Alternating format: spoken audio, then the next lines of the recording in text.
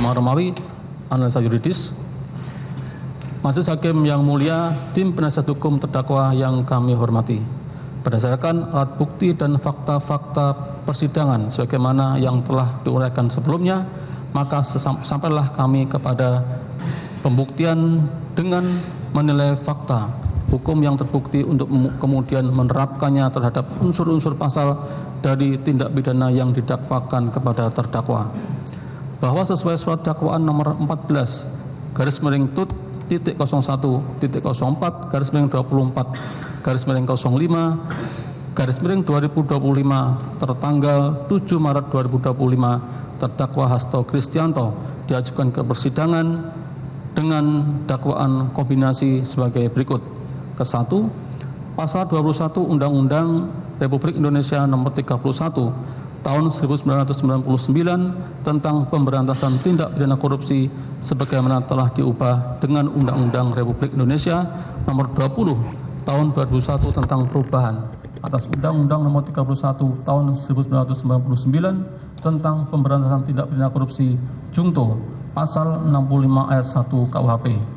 Dan kedua, pertama, Pasal 5 ayat 1 huruf A Undang-Undang Republik Indonesia Nomor 31 Tahun 1999 tentang pemberantasan tindak pidana korupsi sebagaimana telah diubah dengan Undang-Undang Republik Indonesia Nomor 20 Tahun 2001 tentang perubahan atas Undang-Undang Republik Indonesia Nomor 31 Tahun 1999 tentang pemberantasan tindak pidana korupsi Junto Pasal 55 ayat 1 ke 1 KUHP, Junto Pasal 64 ayat 1 KUHP. Atau kedua, Pasal 13 Undang-Undang Republik Indonesia Nomor 31 Tahun 1999 tentang pemberantasan tindak pidana korupsi sebagaimana telah diubah dengan Undang-Undang Republik Indonesia Nomor 20 Tahun 2001 tentang perubahan atas Undang-Undang Republik Indonesia Nomor 31 Tahun 1999 tentang pemberantasan tindak pidana korupsi Junto Pasal 55 ayat 1 ke 1 KUHP, Junto Pasal 64 ayat 1 KUHP. Bahwa karena surat dakwaan berbentuk kombinasi, maka kami akan membuktikan masing-masing dakwaan dimulai dari dakwaan ke-1, yakni melanggar Pasal 21 Undang-Undang RI Nomor 3199 tentang pemberantasan tindak pidana korupsi sebagaimana telah diubah dengan Undang-Undang RI Nomor 20 Tahun 2001 tentang perubahan atas Undang-Undang Nomor 3199 tentang pemberantasan tindak pidana korupsi Junto Pasal 65 ayat 1 KUHP. Adapun ketentuan Pasal 21 Undang-Undang dimaksud, rumusannya adalah sebagai berikut. Setiap orang yang dengan sengaja mencegah, merintangi, atau menggagalkan secara langsung atau tidak langsung penyidikan, penuntutan, dan pemeriksaan di sidang pengadilan terhadap tersangka atau terdakwa ataupun para saksi dalam perkara korupsi dipidana dengan pidana penjara paling singkat 3 tahun dan paling lama 12 tahun dan atau dengan denda paling sedikit 150 juta rupiah dan paling banyak 600 juta rupiah. Berdasarkan rumusan tersebut, unsur-unsur delik yang akan dibuktikan dalam perkara ini adalah sebagai berikut. 1. Setiap orang. 2. Dengan sengaja. 3. Mencegah, merintangi, atau menggagalkan secara langsung atau tidak langsung penyidikan, penuntutan, dan pemeriksaan sidang pengadilan. 4. Terhadap tersangka atau terdakwa ataupun para saksi dalam perkara korupsi. 5. Penerapan ketentuan Pasal 65 ayat 1 KUHP tentang gabungan perbuatan yang dipandang sebagai beberapa kejahatan atau concursus realis. Dalam rangka membuktikan tindak pidana yang didakwakan kepada terdakwa dalam perkara ini, selanjutnya kami akan menganalisa secara yuridis dengan membahas fakta-fakta hukum yang telah terbukti di persidangan ke dalam unsur-unsur delik sebagai berikut. 1. Unsur setiap orang. Bahwa yang dimaksud dengan setiap orang menurut ketentuan Pasal 1 angka 3 Undang-Undang Nomor 31 Tahun 1999 tentang pemberantasan tindak pidana korupsi sebagaimana telah diubah dengan Undang-Undang Nomor 20 Tahun 2001 tentang perubahan atas Undang-Undang 399 tentang pemberantasan tindak pidana korupsi, yaitu orang perseorangan atau termasuk korporasi. Bahwa yang dimaksud orang perseorangan berarti orang secara individu atau dalam bahasa KUHP dirumuskan dengan kata barang siapa. Sedangkan korporasi dapat berbentuk badan hukum atau tidak. Darwin Prince, Pemberantasan Tindak Pidana Korupsi, Citra Aditya Bakti, Bandung 2002, halaman 17.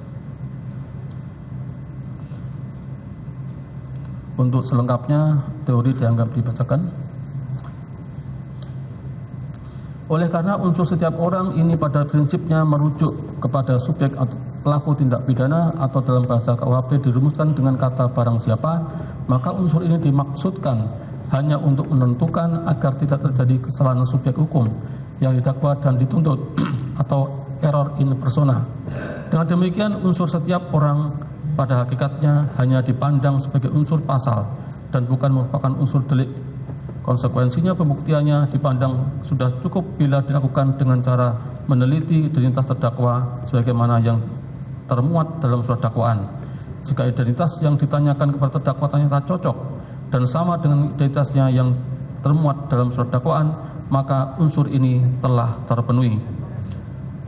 Berdasarkan pengertian unsur tersebut dan dihubungkan dengan fakta-fakta yang terungkap di persidangan ini, maka telah dapat diperoleh fakta hukum bahwa benar terdakwa adalah seseorang yang bernama Hasto Kristianto yang memiliki pekerjaan sebagai Sekretaris Jenderal Partai Demokrasi Indonesia Perjuangan atau Sekjen PDIP yang membenarkan nama dan identitasnya sebagaimana tercantum dalam surat dakwaan. Terdakwa dalam keadaan sehat jasmani dan rohani serta memahami apa yang didakwakan. Terdakwa mampu menjawab dan mengajukan pertanyaan, tanggapan maupun bantahan terhadap para saksi maupun alat bukti lainnya di persidangan. Dengan demikian telah dapat dibuktikan bahwa terdakwa merupakan individu atau orang perseorangan yang mampu berbuat dan bertanggung jawab secara hukum atas perbuatan yang didakwakan kepadanya, sehingga unsur ini telah terpenuhi pada diri terdakwa Hasto Kristianto. Berdasarkan uraian di atas, kami pendapat unsur setiap orang telah dapat dibuktikan. Dilanjutkan rekan kami yang mulia.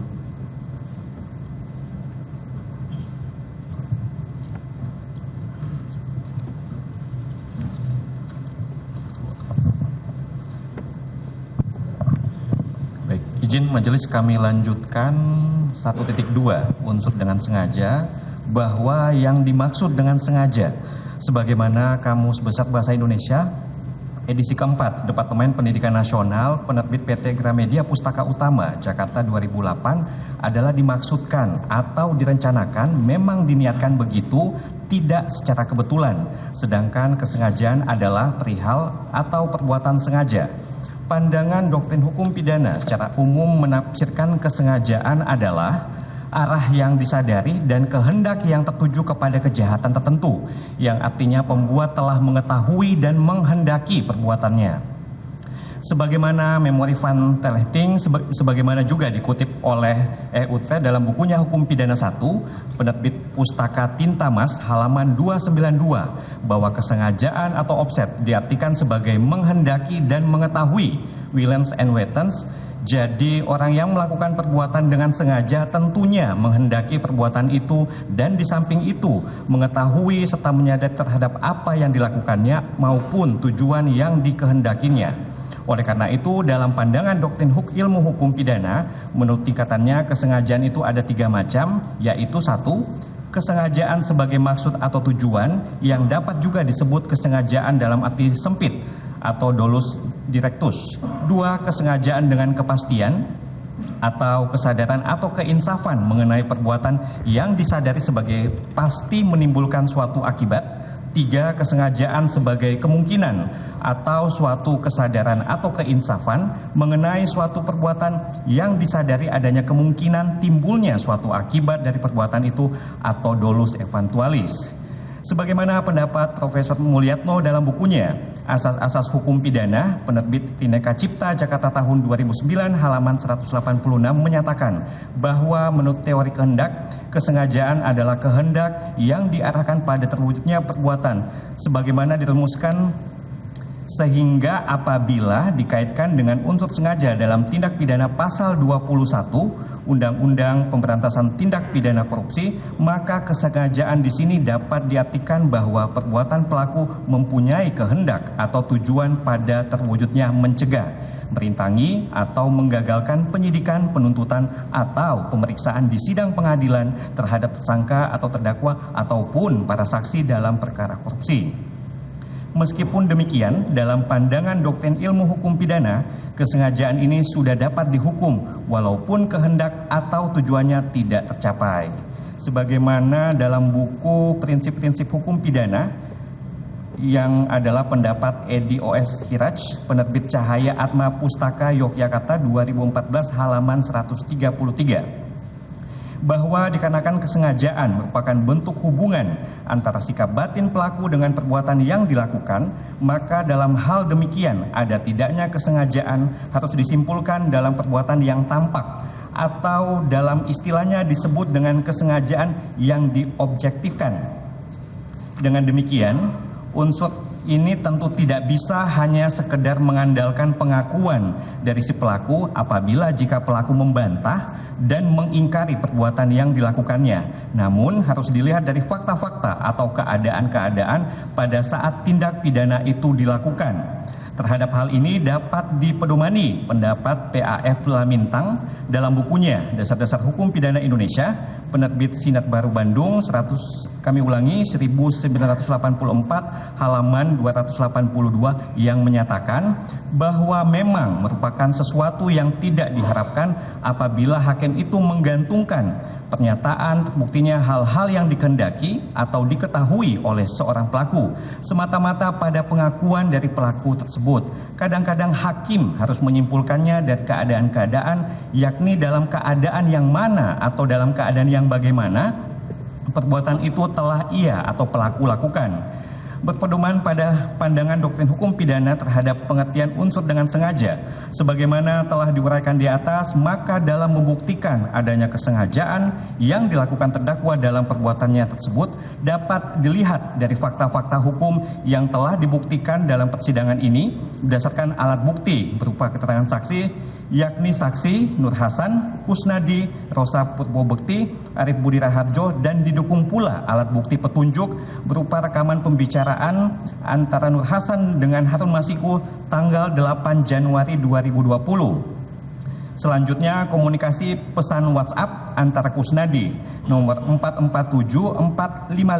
447-455-782-005 yang tersimpan sebagai Garabaskara dengan terdakwa nomor 447-441374259 yang tersimpan dengan nama Sri Rejeki Hastomo. Keterangan ahli digital forensik Hafni Ferdian, kemudian keterangan ahli ilmu komputer dan teknologi informasi Insinyur Bob Hardian Syahbudin, keterangan ahli hukum pidana Dr. Muhammad Fathahillah Akbar, keterangan ahli linguistik Dr. Frans Asisi Datang, dan alat bukti surat berupa 1. Laporan kejadian tindak pidana korupsi nomor LKTPK /MIRING03-KPK-01-2020 tanggal 9 Januari 2020. 2. Surat perintah penyidikan nomor Sprindik /07-DT00-01-01-2020 tanggal 9 Januari 2020.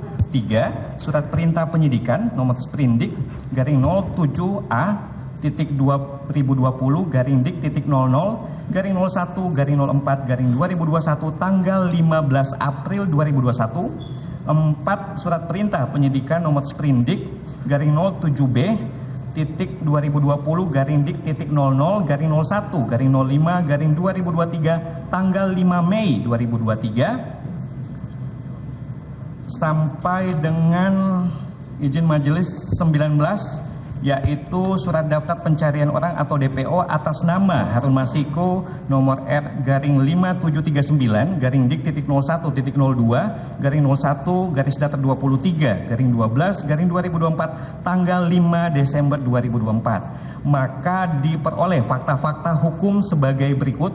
Satu, yaitu menyuruh Harun Masiku melalui Nur Hasan untuk merendam telepon genggam, bahwa pada tanggal 20 Desember 2019 pimpinan KPK menerbitkan surat perintah penyelidikan nomor Sprinlidik /146-01-12-2019 terkait dugaan tindak pidana korupsi berupa penerimaan hadiah atau janji oleh penyelenggara negara di Komisi Pemilihan Umum Republik Indonesia terkait dengan penetapan anggota DPR RI terpilih 2019 sampai dengan 2024. Selanjutnya penyelidik KPK melakukan serangkaian tindakan penyelidikan, bahwa pada tanggal 8 Januari 2020 petugas KPK menerima informasi perihal adanya komunikasi telepon antara Wahyu Setiawan nomor telepon 0813-84315189 dengan Agustiani Tio Fridelina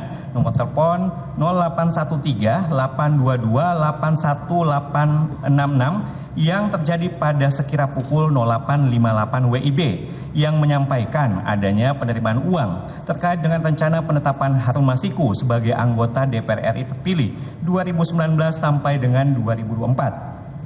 Sehingga petugas KPK mulai mengawasi pergerakan dengan memanfaatkan teknologi informasi melalui update posisi nomor handphone milik pihak-pihak yang diduga terlibat, yakni Wahyu Setiawan, Harun Masiku, Saiful Bahri, Doni Tri Istiqomah, dan Agustiani Tio Fridelina.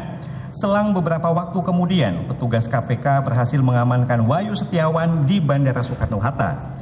Bahwa sampai dengan pukul 18.00 WIB, petugas KPK terus mencari keberadaan Harun Masiku dengan memantau posisi Harun Masiku dari teleponnya nomor 812-1890-1636 yang saat itu diketahui Harun Masiku berada di sekitar Grand Hyatt Jakarta. Bahwa pada sekira pukul 17.39 WIB dan pukul 17.49 WIB ada pemberitaan online terkait dengan kegiatan tangkap tangan yang dilakukan oleh KPK terhadap salah satu komisioner KPU sebagaimana link berita Tempo dan Liputan6.com, sehingga pada pukul 17.58 WIB terdakwa yang saat itu sedang bersama Kusnadi di gedung Menara Kompas mematikan telepon genggamnya nomor 811929889. Selanjutnya terdakwa menyampaikan pesan kepada Nur Hasan untuk menghubungi Harun Masiku. Menindaklanjuti perintah terdakwa tersebut pada sekira pukul 18.19 WIB, Nur Hasan dengan menggunakan nomor 082213684494 menghubungi nomor 081218901636 milik Harun Masiku, menyampaikan agar Harun Masiku merendam telepon genggam miliknya ke dalam air dan memerintahkan Harun Masiku untuk menunggu atau standby di kantor DPP PDI Perjuangan dengan tujuan agar keberadaannya tidak bisa diketahui oleh petugas KPK. Pada sekitar pukul 18.35 WIB, bertempat di sekitar Hotel Sofian Cut Mutia Jakarta, Harun Masiku bertemu dengan Nur Hasan. Menindaklanjuti perintah terdakwa dan atas bantuan Nur Hasan pada pukul 18.52 WIB, telepon genggam milik Harun Masiku tidak aktif dan tidak terlacak. Selanjutnya petugas KPK memantau keberadaan Harun Masiku melalui update posisi telepon genggam milik Nur Hasan yang terpantau pada jam 20.00 WIB bersama dengan Harun Masiku yang berada di Perguruan Tinggi Ilmu Kepolisian atau PTIK, dan pada saat bersamaan Kusnadi selaku orang kepercayaan terdakwa juga terpantau berada di PTIK. Kemudian petugas KPK mendatangi PTIK namun tidak berhasil menemukan Harun Masiku. Pada tanggal 9 Januari 2020, pimpinan KPK menerbitkan surat perintah penyidikan nomor Sprindik /Dik.00/01/2020 guna melakukan penyidikan dugaan tindak pidana korupsi memberi hadiah atau janji kepada pegawai negeri atau penyelenggara negara yaitu Wahyu Setiawan selaku anggota Komisi Pemilihan Umum Republik Indonesia periode tahun 2017 sampai dengan tahun 2022 bersama-sama dengan Agustiani Tio Fridelina terkait penetapan anggota DPR RI terpilih 2019 sampai dengan 2024 yang dilakukan oleh tersangka Harun Masiku bersama-sama dengan Saiful Bahri sebagaimana dimaksud dalam pasal 5 ayat 1 huruf A atau pasal 5 ayat 1 huruf B atau pasal 13 Undang-Undang Nomor 31 Tahun 1999 tentang Pemberantasan Tindak Pidana Korupsi sebagaimana telah diubah dengan Undang-Undang Nomor 20 Tahun 2001 tentang perubahan atas Undang-Undang Nomor 31 Tahun 1999 tentang Pemberantasan Tindak Pidana Korupsi junto pasal 55 ayat 1 ke 1 KUHP.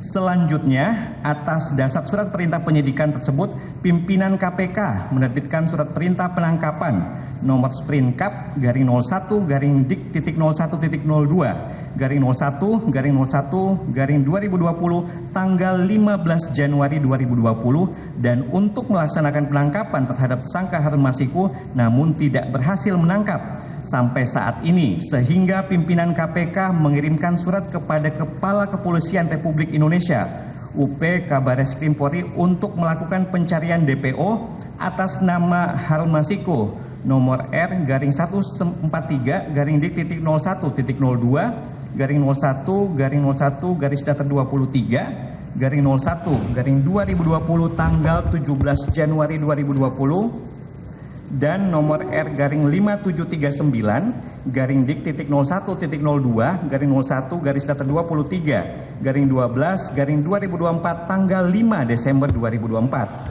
2. Memerintahkan Kusnadi untuk menenggelamkan telepon genggam miliknya. Bahwa penyidik Komisi Pemberantasan Korupsi mengirim surat panggilan nomor SPGL garing 38 garing dik titik 01.00 garing 23 garing 06 garing 2024 tanggal 4 Juni 2024 yang ditujukan kepada terdakwa sebagai saksi dalam perkara atas nama tersangka Harun Masiku untuk pemeriksaan tanggal 10 Juni 2024. Atas pemanggilan tersebut pada tanggal 6 Juni 2024 terdakwa dengan menggunakan nomor 44740137429 mengirim pesan WhatsApp kepada Kusnadi di nomor 44745782005 memerintahkan untuk menenggelamkan telepon genggam yang dikuasai Kusnadi dengan nomor 081219707860 sebagai antisipasi upaya paksa oleh penyidik KPK. Menindaklanjuti perintah terdakwa tersebut Kusnadi melaksanakannya. Bahwa pada tanggal 10 Juni 2024 terdakwa bersama dengan Kusnadi menghadiri panggilan sebagai saksi di perkara atas nama tersangka Harun Masiku. Sebelum terdakwa diperiksa sebagai saksi, terdakwa menitipkan telepon genggam merek iPhone 15 dengan nomor 44747494708 kepada Kusnadi. Namun pada saat penyidik KPK menanyakan telepon genggam milik terdakwa, terdakwa menjawab tidak memiliki telepon genggam. Berdasarkan informasi yang diperoleh penyidik KPK diketahui telepon genggam milik terdakwa dititipkan kepada Kusnadi sehingga penyidik melakukan penyitaan telepon genggam milik terdakwa dan Kusnadi. Namun penyidik tidak menemukan telepon genggam milik terdakwa yang menggunakan nomor 0819298889 tersimpan dengan nama Hasto New kemudian nomor 0811119388 tersimpan dengan nama Hasto New, nomor 0811142370 tersimpan dengan nama Sekjen DPP atau Hasto, dan nomor 0811929888 maupun milik Kusnadi dengan nomor 081219707860 yang berisi komunikasi dan informasi terkait Harun Masiku. Dari rangkaian fakta-fakta tersebut di atas, maka dapat disimpulkan bahwa sejak tanggal 8 Januari 2020 sekira pukul 17.58 WIB, terdakwa telah mengetahui adanya kegiatan tangkap tangan oleh KPK di KPU sehingga terdakwa mematikan telepon genggam miliknya dengan nomor 081119299889 dan telah mengetahui bahwa Harun Masiku sedang dicari oleh petugas KPK. Kemudian memerintahkan Harun Masiku melalui Nur Hasan agar merendam telepon genggamnya dan meminta Harun Masiku standby di kantor DPP PDI Perjuangan. Dengan demikian, terdakwa telah memiliki niat agar keberadaannya dan keberadaan Harun Masiku tidak diketahui oleh petugas KPK, serta mencegah agar penyidikan yang akan dilakukan terhadap Harun Masiku tidak terjadi.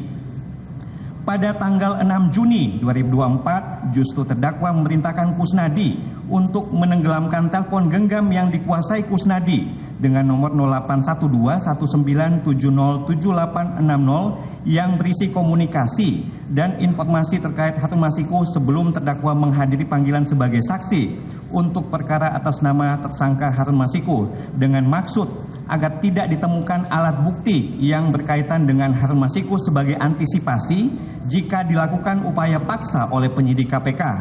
Bahkan pada tanggal 10 Juni 2024 saat terdakwa menghadiri panggilan sebagai saksi, terdakwa telah mengkondisikan dengan membawa telepon genggam merek Vivo 1713 warna putih nomor IMEI 18652280315275352 yang tidak berisi informasi apapun untuk mengelabui penyidik KPK.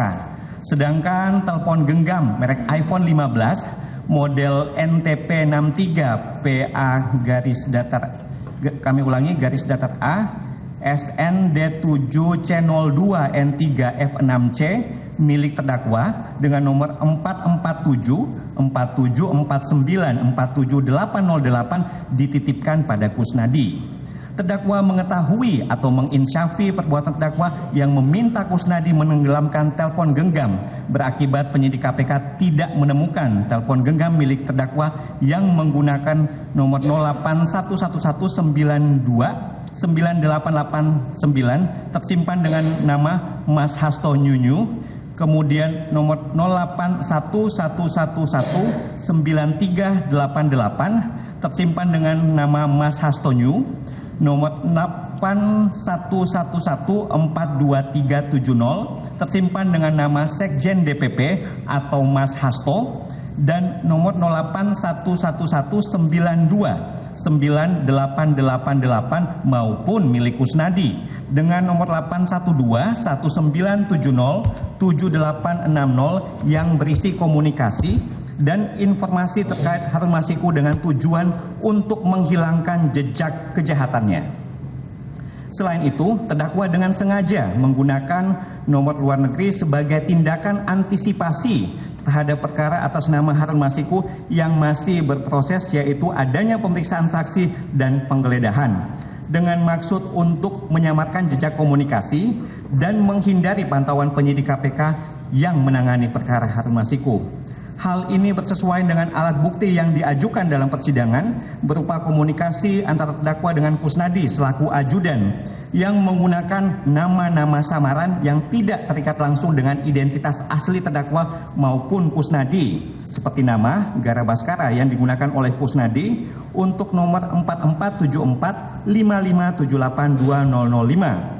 Sedangkan terdakwa menggunakan nama Sri Rejeki Hastomo untuk nomor 447413744259 dan nama Sri Rejeki 3.0 untuk nomor 447474947808. Bahwa dalam melakukan perbuatan pidana, terdakwa melibatkan orang-orang di sekitarnya yaitu Kusnadi, staf kesekretariatan pada DPP PDIP yang sehari-hari tugasnya melekat pada terdakwa, dan Nur Hasan, tenaga pengamanan atau security pada kantor DPP PDIP.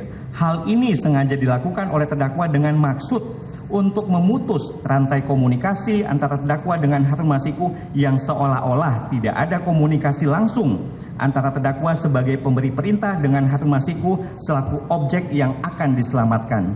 Sehingga penyidik KPK sulit melacak keberadaan Harun Masiku yang berakibat pada penyidikan perkara atas nama tersangka Harun Masiku tidak bisa berjalan sebagaimana mestinya. Dengan demikian, maka terdakwa telah secara nyata mengetahui dan menghendaki bahwa Harun Masiku merupakan tersangka yang sedang dicari KPK dan sedang dilakukan penyidikan oleh penyidik KPK, serta menghendaki agar penyidikan dalam perkara tersangka Harun Masiku tidak berjalan lancar. Berdasarkan uraian tersebut di atas, kami berpendapat unsur dengan sengaja telah dapat dibuktikan. 1.3 unsur mencegah, merintangi, atau menggagalkan secara langsung atau tidak langsung penyidikan, penuntutan, dan pemeriksaan di sidang pengadilan. Bahwa unsur ini mengandung elemen yang sifatnya alternatif, izin untuk ini kami tidak bacakan dan dianggap telah dibacakan. Kemudian kami langsung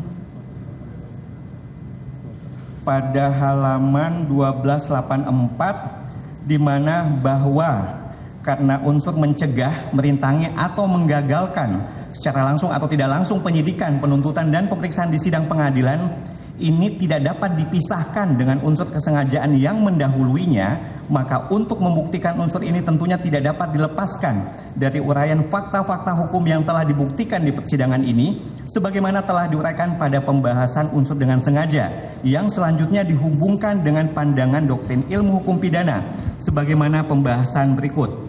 1. Menyuruh Harun Masiku melalui Nur Hasan untuk merendam telepon genggam. Untuk uraiannya izin majelis tidak kami baca.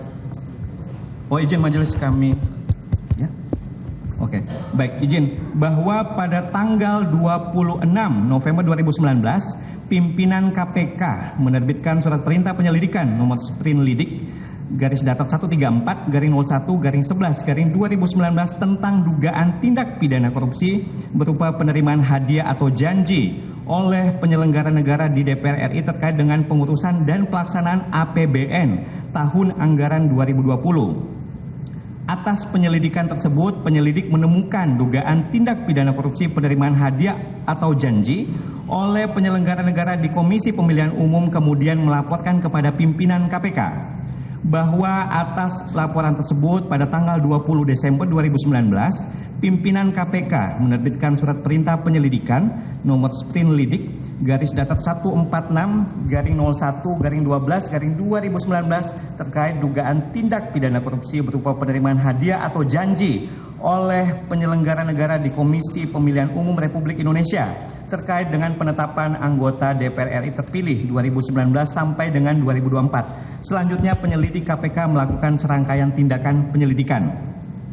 Bahwa pada tanggal 8 Januari 2020, petugas KPK menerima informasi perihal adanya komunikasi telepon antara Wahyu Setiawan dengan nomor telepon 081384315189 dengan Agustiani Tio Fridelina nomor telepon 081382281866 yang terjadi pada sekira pukul 08.58 WIB yang menyampaikan adanya penerimaan uang terkait dengan rencana penetapan Harun Masiku sebagai anggota DPR terpilih 2019 sampai dengan 2024, sehingga petugas KPK mulai mengawasi pergerakan dengan memanfaatkan teknologi informasi melalui update posisi nomor handphone milik pihak-pihak yang diduga terlibat, yakni Wahyu Setiawan, Harun Masiku, Saiful Bahri, Doni Tri Istiqomah, dan Agustiani Tio Fridelina. Selang beberapa waktu kemudian, petugas KPK berhasil mengamankan Wahyu Setiawan di Bandara Soekarno-Hatta. Bahwa sampai dengan pukul 18.00 WIB, petugas KPK terus mencari keberadaan Harun Masiku dengan memantau posisi Harun Masiku dari teleponnya nomor 0812 1890 1636 yang saat itu diketahui Harun Masiku berada di sekitar Grand Hyatt Jakarta.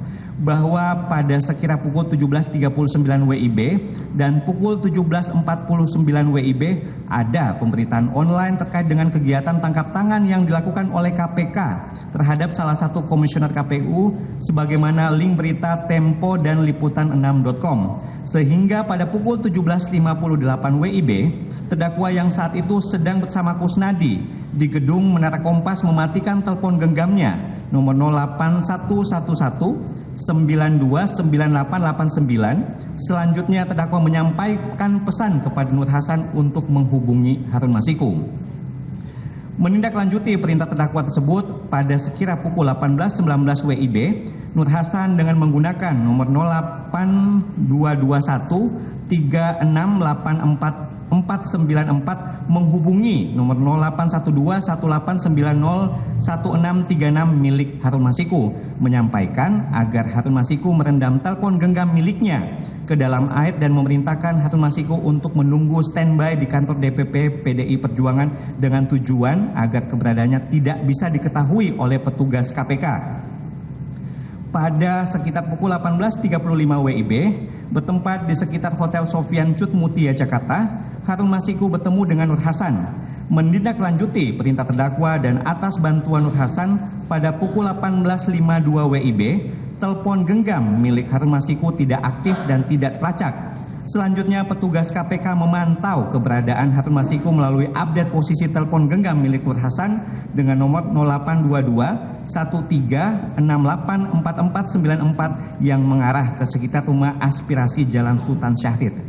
Bahwa sekira pukul 19.14 WIB, petugas KPK mendapati informasi posisi Nur Hasan bersama-sama dengan Harun Masiku mengarah ke Jakarta Selatan dan pada pukul 20.00 WIB terpantau di posisi yang sama dengan Kusnadi selaku ajudan terdakwa yang sejak pukul 18.45 WIB telah berada di Perguruan Tinggi Ilmu Kepolisian PT IKA.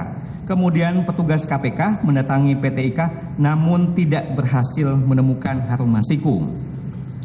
Pada tanggal 9 Januari 2020, pimpinan KPK menerbitkan surat perintah penyidikan nomor Sprindik /07-Dik-00-01-2020 guna melakukan penyidikan dugaan tindak pidana korupsi memberi hadiah atau janji kepada pegawai negeri atau penyelenggara negara yaitu Wahyu Setiawan selaku anggota Komisi Pemilihan Umum Republik Indonesia periode tahun 2017 sampai dengan tahun 2022 bersama-sama dengan Agustiani Tio Fridelina terkait penetapan anggota DPR RI terpilih 2019 sampai dengan 2024 yang dilakukan oleh tersangka Harun Masiku bersama-sama dengan Saiful Bahri sebagaimana dimaksud dalam pasal 5 ayat 1 huruf A atau pasal 5 ayat 1 huruf B atau pasal 13 Undang-Undang Nomor 31 Tahun 1999 tentang Pemberantasan Tindak Pidana Korupsi sebagaimana telah diubah dengan Undang-Undang Nomor 20 Tahun 2001 tentang Perubahan atas Undang-Undang Nomor 31 Tahun 1999 tentang Pemberantasan Tindak Pidana Korupsi junto pasal 55 ayat 1 ke 1 KUHP.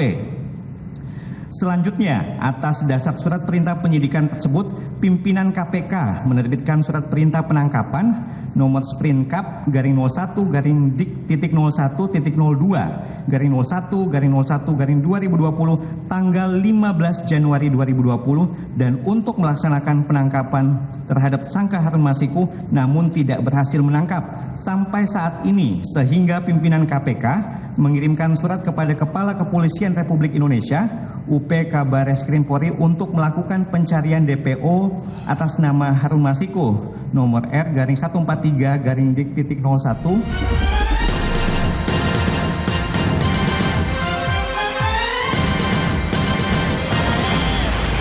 Jelajahi cara baru mendapatkan informasi. Download Metro TV Extend sekarang.